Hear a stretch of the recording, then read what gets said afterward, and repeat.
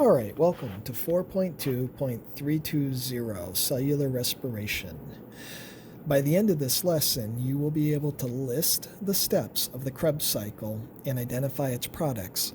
Remember, the Krebs cycle is stage 2 of cellular respiration. Glycolysis was stage 1, Krebs cycle is stage 2, electron transport is stage 3. So we're on stage 2.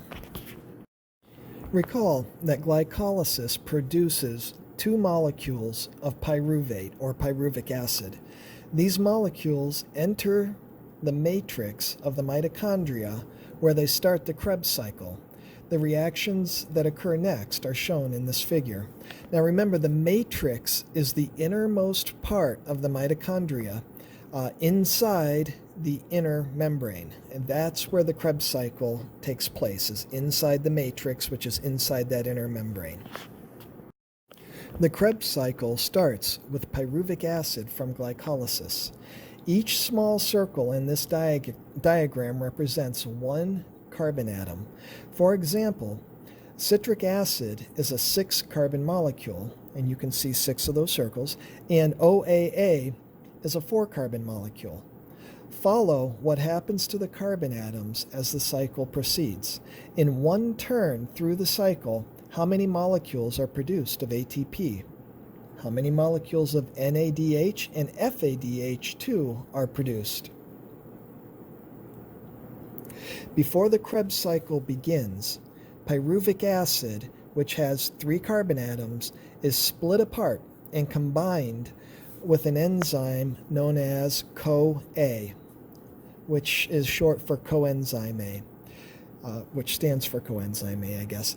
The product of this reaction is a 2-carbon molecule called acetyl-CoA. The 3rd carbon from pyruvic acid combines with oxygen to form carbon dioxide, which is released as a waste product. The high-energy electrons are also released and captured by NADH. The Krebs cycle itself actually begins when acetyl-CoA combines with a 4-carbon molecule called OAA. After citric acid forms, it goes through a series of reactions that release energy. The energy is captured in molecules of NADH, ATP, and FADH2. Now, FADH2 is another energy or high energy electron carrying compound.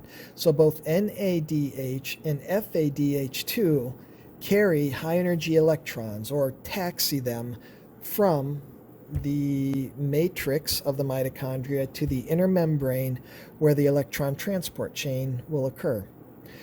Carbon dioxide is also released as a waste product of these reactions.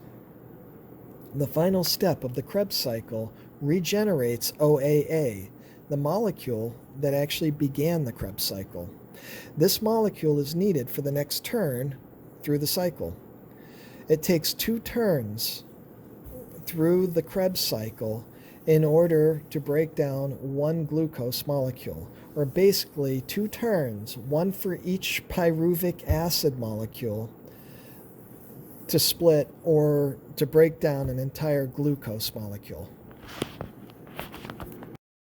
After the second turn through the Krebs cycle, the original glucose molecule has been broken down completely.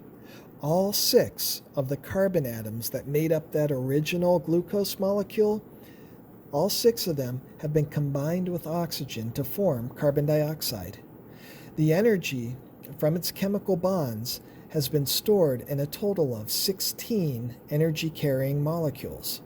These molecules are 6 carbon dioxide molecules, which are released as waste, 4 ATP molecules, 10 NADH molecules, and 2 FADH2 molecules. In summary, what we learned in this lesson: the Krebs cycle and electron transport chain occur in the mitochondria. The Krebs cycle takes place in the matrix, which is the innermost part of the mitochondria, and the electron transport chain takes place on the inner membrane. During the Krebs cycle, pyruvate undergoes a series of reactions to produce two more molecules of ATP and also several molecules of NADH and FADH2, which are basically taxicab drivers that carry two high energy electrons for each of those molecules.